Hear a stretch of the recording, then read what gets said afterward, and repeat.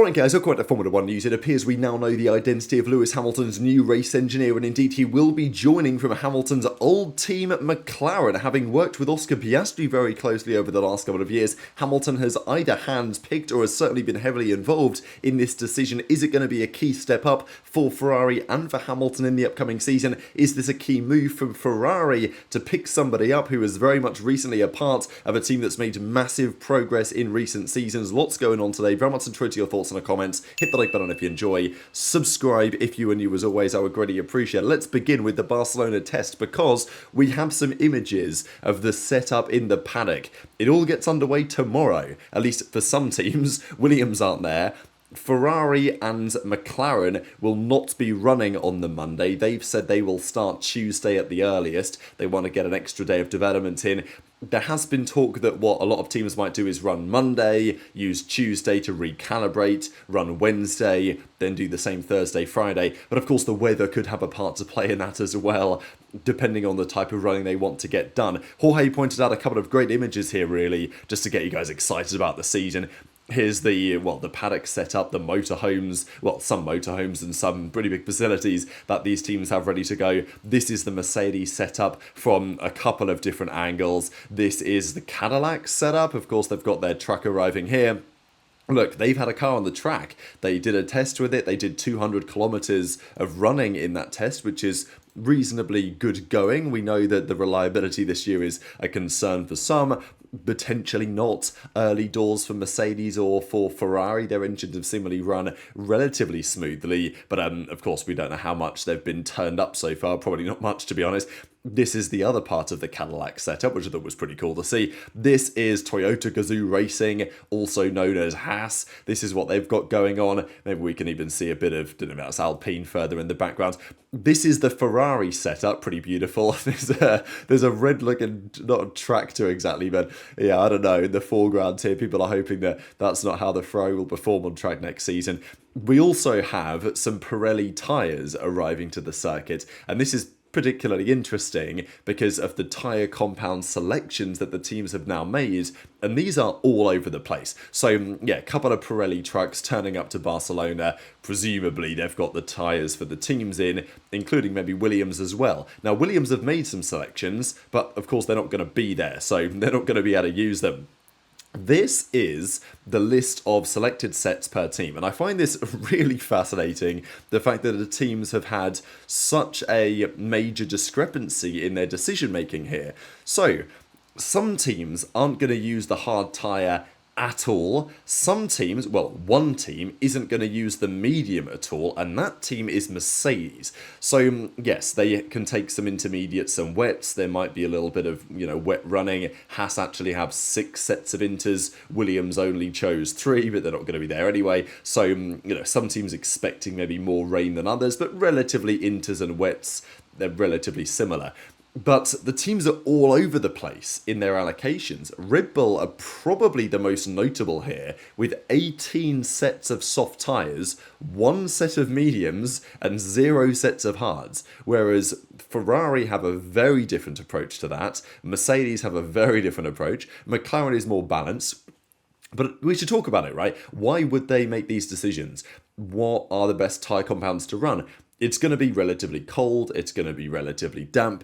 It's going to be difficult to get grip in those conditions, so it makes sense to use some of the softer compounds. I also think it's worth noting that, it's C1, C2, C3, first of all, which are the compounds they tend to use here, but certainly not the softest of all the compounds, right?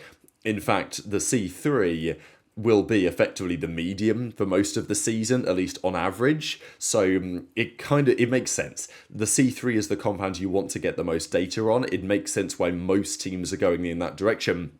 But it's interesting that the C2 is not getting much use and much consideration. I am surprised that Ferrari haven't taken more softs, because as I say, the soft is the C3. That's probably the most important compound of the season in some respects. So I get why Red Bull are just going to use the C3. And also because it's cold, the teams aren't going to be pushing flat out, right? They're not doing race runs on maximum pace the whole time. they're not going to be pushing these tyres to their limit. They will do plenty of laps. Like, I'm sure that the C3 Soft will have plenty of laps in it with the way that they will be driving their cars, doing 10 minutes here, 15 minutes there, just to test a couple of things, make sure everything's running smoothly. That's kind of what this is all about. So I think taking a lot of soft tyres makes plenty of sense, actually, and I'm not surprised to see most teams do that. As I say, I'm surprised to see Ferrari only have 3 sets of the C3. They have more of the hard than the soft, and then they have a ton of the mediums, but as I say, the medium is the yellow medium, the C2, but that's not necessarily... That will be the hard at many tracks this season, right? But Mercedes, they're loving the hard tyre. They've got 8 sets of those. McLaren only with 4, so they can do plenty of running on the C1. Maybe for the start of the season, they think that's going to be particularly important. I don't know. It's tough to really call because a lot of teams aren't even bothering with the C1. Red Bull, Williams, not even there. Racing Bulls, both of the Red Bull teams, they're electing to avoid entirely using the hard tyre or the C1 compound. Other teams will do a few runs on it. That will be their plan. Of course, getting any grip on that tyre around a second, maybe that's the idea, right? You want to find out in these conditions how the C1 really works. So the teams have varied approaches there. You can debate why they might choose these things, but clearly there are multiple reasons for it because the teams are so varied in their strategy and their ideas. But let's talk about some of the other teams. This, by the way, is a side look at the Haas, and I think this livery looks absolutely stunning. I'm looking forward to these cars the upcoming season when they hit the track for real, and we're going to get some shots in the coming days in Barcelona. Let's talk Red Bull real quick. Isaac Hadjar has a helmet for the upcoming season. I mean, obviously, but it's actually been revealed what it is. Isn't the story like his father is like a physicist? So we've got a couple of equations and stuff, like astrophysics stuff on his helmet, which I thought was pretty fire, actually. So this is his helmet for the new season. Actually, a really good-looking helmet, to be honest. You've got like a cosmic feature going on here. This is Max Verstappen, and he is doing his seat fitting, and he looks very happy, right? So some people are saying, oh, well, Red Bull are back. Max does look like he's having a good time still in the team. Obviously, that will only stay true while the car is stationary, assuming the car isn't that good. We don't know, is the car going to be very good or not? Right now, it's all over the place in terms of predictions. What confuses me a lot, actually, about this situation is that Red Bull seem very varied in their optimism levels. If you ask the Red Bull powertrains guy, Ben Hodgkinson, he will tell you, yeah, Mercedes, they were talking a big game, but it's only because they wanted to attract our best engineers. They're not all that good. They're not going to be as good as they think they're going to be, this type of stuff. And Red Bull are talking a big game. And if you talk to Max Verstappen and even some of the journalists, they'll say, yeah, Red Bull are maybe better positions than we thought. But if you ask the boss, if you ask Laurent Marquis, he will tell you, we're cooked. And, he went on to say this with the Telegraph. We can expect the first few months to be tough. Sometimes we will even struggle to get the car out of the garage. So it's like, come on, right? It's confusing, though. The messaging from Red Bull is somewhat mixed. At least Mercedes are quite consistent. The media seems to think they're going to be really good. Mercedes themselves are moving with immense amount of confidence. And Max looks very happy, right? I mean, Isaac Hadjar thinks that they're going to have a chance. Hadjar was asked, I think, at the Autosport Awards, what's your ambitious goal for the season? He was like, yeah, let's fight for the title. I want to be the world champion. But then you've got the actual, Horner would never say anything like this. So maybe the intention is just to downplay it. Of course, their engine project is not expected to be ahead of Mercedes. If they're even in the ballpark, that would be impressive. But, he says they're going to be a tough few months and sometimes we'll be stuck in the garage without a car to even run. Maybe this is the under-promise, over-deliver strategy and, I don't know, is that the way to keep Max happy? Because that's kind of the goal, right? At this point, you've got to try and keep Max happy, at least give him a car that's good enough, give him belief that the team could do some damage in the coming seasons, because if you can't do that, then Max will leave and Toto Wolff will get the signature or somebody else will. But, we know who the main target there would be.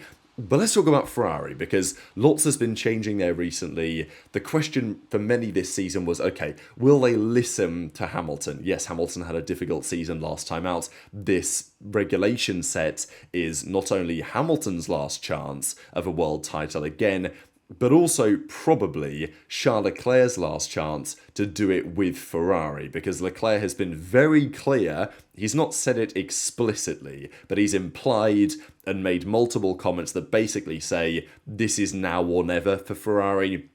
If they've bottled it this time, then Leclerc will be gone. There's talk about Aston Martin. Maybe there's other options as well.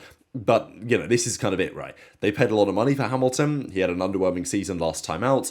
But he definitely had a lot of thoughts on what Ferrari need to do, what they need to change if they want to become a championship winning team yet again. He gave in lots of documents. Some of those didn't go down especially well, as we understand. There's been talk in recent days around Hamilton's belief that Riccardo Adami was not the right man for him from that relationship, and I think nobody really would disagree with that, having watched it for the season. But even then, there's been some controversy. So the question has been, would they listen to Hamilton? Would they say, okay, Lewis, you know what? You make some fair points. Let's make some adjustments, because why even sign him in the first place if you're not going to listen to what the 7-time champion has to say? He's got plenty of experience at McLaren, we shall discuss in a second, and then, of course, more recently than at Mercedes. But Ferrari seem to be in a reasonable position. Their car looks pretty exciting. It doesn't seem quite as advanced yet as what we have seen with Mercedes. But look, we've not even seen the McLaren yet. We have no idea what that's going to look like. And they are still, according to the bookies, near enough title favourites alongside McLaren. Ferrari's chances are currently considered to be way back, but that could change. And at least their engine has run relatively well. Cadillac had a couple of issues getting out of the garage, but that wasn't related to the engine. The engine, it appears, has at least worked as intended. The customer teams are satisfied. They've completed all of their running with no issues on the power unit side. And Ferrari now have tons of data. So from a reliability perspective, it's looking pretty good. From a power perspective, that is a question that we don't have the answer to right now, and how far they may be from the considered benchmark in Mercedes. They, of course, will also bring multiple versions of their car. They've got Spec A, they've got Spec B. Apparently, they're going to bring multiple versions to Barcelona. They'll bring an A spec and a B spec of the car to Barcelona, so they can actually do some sort of comparative analysis here between the two versions. So that's interesting. I don't think other teams will necessarily take that approach. But the big development in recent days has been, okay, Riccardo Adami was demoted as Hamilton's race engineer. Who are they going to get instead? There was talk about Luca Diella. There was also talk about this man, Carlos Santi, who will be with the team in Barcelona, helping alongside Brian Bozzi. But he will not be the new race engineer for Hamilton, and it will not be an Italian, which is, just a little bit interesting. Now, there was a little bit of talk in the replies that Cadillac successfully did drive the 200 kilometres in their filming day. So, of course, have Mercedes done for their filming day. And Alpine, I think, did 140 kilometres of running after the light was fading and all this. But, the teams so far that have hit the track, apart from maybe Audi ran into some issues, probably expected, have run relatively smoothly with the engines that we have seen so far. But talking of engineers, Hamilton's new race engineer was expected, as we saw in the last couple of days, to be an external hire. So there was talk about an internal man, as I say, Luca Diella, getting promoted from Hamilton's performance engineer, because he used to work with Hamilton at Mercedes. So that seemed to make some sense. And an external hire felt somewhat more unlikely, just because there's a gardening leave period that you would expect. You can't just go and poach somebody and expect them to start working in next Monday. So, but apparently that's kind of what's happened here, with some gardening leave period, but nothing crazy. So this was the big development of recent days, and as of today, we now have talk as to exactly who this is going to be. So De Kester and the guys at Autoracer put out the article. Corriere were first reporting that they were targeting a man from McLaren. We talked about that yesterday. We now have a name and a role for this individual. And interestingly enough, he worked very closely with Oscar Piastri in recent seasons. So, as the article describes, there's no mystery. Ferrari is simply waiting for the new track engineer to complete a gardening leave period, which is respectable. I believe he left the team in December. So, Auto Racer can confirm, as anticipated by Corriere, the new track engineer will come from McLaren. It would be Cedric Michel-Grosjean, or, Cedric Michel-Grosjean. So, I don't know. But the question is, how strong is the accent going to be on this Frenchman? Is he going to sound like he's a Kadjar? Is Hamilton going to be able to understand him? Right? I wonder. Who until just a few weeks ago held the role of Lead Trackside Performance Engineer. So he was a top guy, obviously not someone we often talk about, but the culmination of an 8-year training program at McLaren. So he's been McLaren a long time, and I think that's what's interesting about this addition to the team. is that he has seen the highs and the lows of McLaren, and he's been with McLaren through their recent years and their recent massive progress. I'm sure he has a few thoughts on that. And in addition to Hamilton coming in and giving his perspective on what it was like to be at Mercedes in those successful years and what things were different at Ferrari, I'm sure that, Michel-Grosjean, obviously interesting that his surname is Grosjean, of course, given, we also had a Formula 1 driver not that long ago by the name of Grosjean. But I'm sure he'll have some thoughts on what he finds at Ferrari. So he's been with McLaren a long time after a series of behind-the-scenes promotions in various areas, focusing on data analysis, wind tunnel support and strategy. He was then assigned to the track team, where from 2018 and 22 he held the role of trackside car performance engineer. In 23, he was on Oscar Piastri's team for the last couple of seasons as the lead trackside performance engineer. So this looks like he's going to be the man. And it's very interesting. The article went on to describe that Hamilton was involved in this selection process, but again, it's like, does he know this guy? Like, it's not like it's Peter Bonington, right? So it's definitely an interesting angle to take, because Riccardo Adami and most of the race engineers at Ferrari in recent years are Italian, right? That's kind of part of the protocol. But no, they're bringing in a Frenchman from McLaren. It's going to be a different story. Someone else who's a little bit external, which, okay, they will be internal in due course. Hamilton is now integrated to some degree. But also there's some questions, right? Because it's not like, Hamilton is integrating to such an extent that he's got, a new Italian engineer that all the individuals at Ferrari rate highly. This is an outside guy that's coming in. So I think it's going to make a strange dynamic at Ferrari to a degree. It shouldn't be a problem, of course, but given how we know things have been at Ferrari in recent years, it's difficult to count anything out. Now, if you go to the guy's LinkedIn, you'll see all these things he's done at McLaren over the years. But interestingly, people have noticed that his LinkedIn, he actually liked this post where Ferrari revealed their car the other day. So, while he's working for McLaren, as of a few weeks ago, he was gone. So presumably they were targeting him once they got that sorted, and they were like, okay, this is the guy we want to bring to Ferrari. Then he leaves McLaren, has a couple of months of gardening leave. They negotiate that. They announce Adami is gone, and now this guy's coming in.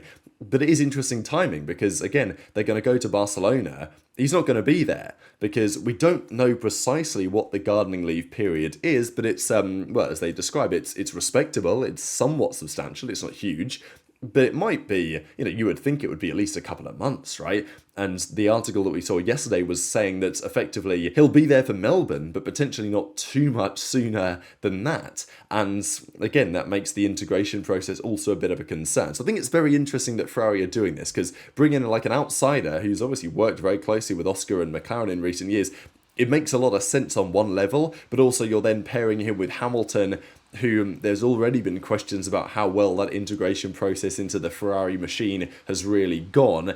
Then you've got some other delays, but I'm sure that Hamilton and, Michel-Grosjean here will have a lot to add to the bank of knowledge at Ferrari as they try and get back to the top if they are listened to. Just one final thing on McLaren before we close out the video. Again, there's some disagreement here in what's going to happen with the papaya rules. So, last season, they got away with it, I guess. There was lots of drama. The drivers didn't seem especially happy at times. Max Verstappen was like, that is hilarious, I would never listen to any of that. The fans weren't very happy with it. But they did win both championships, just about. They won the constructors, they just about squeaked over the line with Lando Norris and the drivers. So, what's the takeaway from the season? Do we run it back? Do papaya rules stay next season in the way that they are? Is Lando now considered the number one because he won the title? Not necessarily. Of course, if the season starts in one way or the other, there's a question to have, but we know that Lando was, the ideal golden boy. Obviously, there's a debate on whether they really were sabotaging Oscar or massively favouring Lando, but I think there's not much doubt that they would have preferred Lando to win, which he did because of all these given to the team and he's been there so long. Andrea Stella says, we got quite a lot of feedback already during the season last year on the papaya rules. We are having conversations as we speak, but our principles are reaffirmed. They are confirmed and consolidated, if anything, which is, well, we'll see how this goes, right? But McLaren's takeaway appears to be, well, we won, didn't we? We're double world champions. So, fantastic. Let's run it back, lads. But it's pretty unlikely they will have the same car advantage next season as they did this. And Oscar says we will need to do some tweaking of those rules if we need to try it to make life a bit easier for ourselves. So the conclusion is papaya rules aren't going away, but they may be somewhat tweaked and adjusted going forwards to make it slightly less chaotic. But yes, intrigued to your thoughts as ever in the comment section below. Hit the like button if you enjoyed, subscribe if you're new, take care, and I'll see you next time.